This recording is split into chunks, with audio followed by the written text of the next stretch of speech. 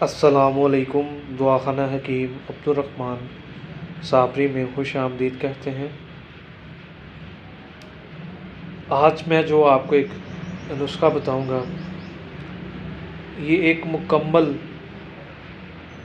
काया आपकी पलट देगा और इसका जो रिज़ल्ट मिलेगा ना, कमाल का रिज़ल्ट है, बेहतरीन रिज़ल्ट मिलेगा। और अगर आप तरह तरह के मेडिसन या नुस्खा वगैरह यूज़ करके थक चुके हैं, तो आपको किसी किस्म का कोई भी रिज़ल्ट नज़र नहीं आ रहा, तो इसको आपने एक बार लाजमी यूज़ करना है। इसके यूज़ करने से आपकी तमाम मसाइल का इलाज होगा। इसमें शर्त ये है कि आपका इस नुस्खे को अगर आप यूज़ करते हैं तो इसमें आपका मैदा और जिगर बेहतरीन होना चाहिए। मैदा आपका सही तरीके से खाना हज़म करता हो, और तब जाके ख़ास करके वो लोग जो शादी से पहले या बाद में घबराते हैं या किसी भी किस्म का कोई भी उनके साथ मसला बन जाता है, तो उनके लिए ये एक नुस्खा होगा। और ये नुस्खा मेरा नहीं होगा, ये एक बहुत ही पुरानी कदीम बुक से लिया है।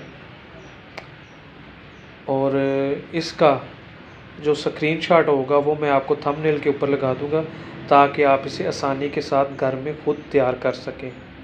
और अल्हम्दुलिल्लाह इसको तैयार करने के बाद जो आपको फ़ायदा मिलेगा, इंशाअल्लाह ताला आप दुआओं में याद रखेंगे। और इस नुस्खे को ज़्यादा से ज़्यादा आप शेयर करें कि जो लोग इस वजह से परेशान हैं इसको बनाएं और इससे फ़ायदा हासिल करें।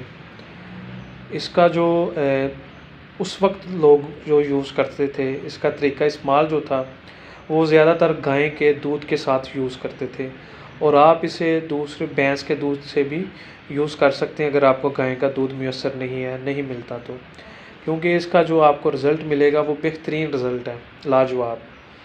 और इसमें जो आपका थंबनेल ऊपर नुस्खा होगा, जितना आपने जड़ी बूटियों का वज़न लेना होगा उतनी इसके बराबर आपने, जितनी अगर जड़ी बूटियों का आपका वज़न बनता है 30 ग्राम, तो आपने इसके अंदर 30 ग्राम ही चीनी को ऐड कर देना है, शुगर को ऐड कर देना है, मिश्री को ऐड कर देना है।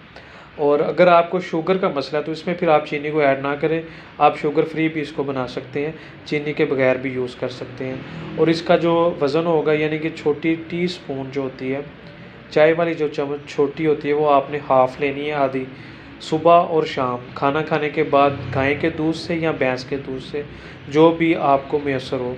इंशाअल्लाह ताला इसको आप यूज़ करेंगे तो ये आपकी जितनी भी कमज़ोरी होगी उस सब को दूर करेगा और इसका आपको बेहतरीन और लाजवाब रिज़ल्ट हासिल होगा। शुक्रिया, दुआओं में याद रखिएगा। अल्लाह हाफ़िज़।